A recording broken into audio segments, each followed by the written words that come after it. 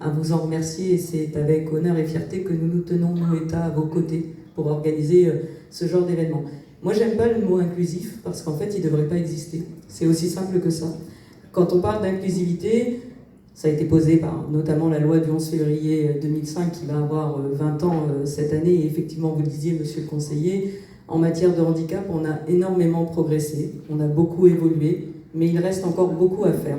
Pourquoi on a évolué? C'est juste qu'on a pris conscience, les uns les autres, qu'on sera tous, à un moment de nos vies, touchés par le handicap. Que ce soit temporairement, que ce soit de manière plus longue, on sera concerné.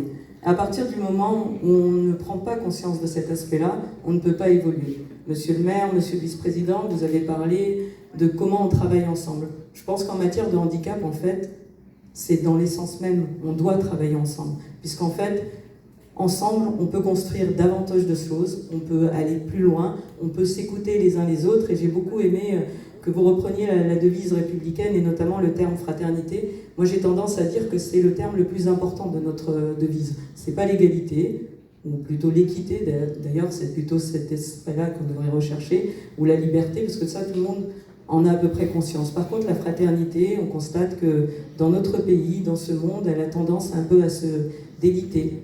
Et si on n'y prête pas attention, ce sont nos démocraties qui seront remises en question. Donc soyons fraternels les uns les autres, et puis remercions les bénévoles d'être présents aujourd'hui, d'être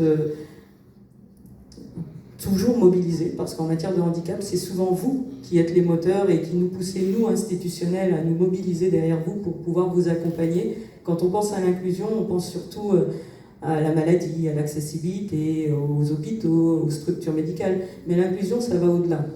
Ça passe par la culture, ça passe par le sport, et c'est ça qui est beau dans ce salon, c'est que finalement, tout le monde est à même niveau, peu importe le handicap que portent les uns les autres, mais chacun a un talent, a quelque chose à apporter à cette société, et vous permettez de le mettre en lumière. Et pour cela, je tenais sincèrement à vous en remercier.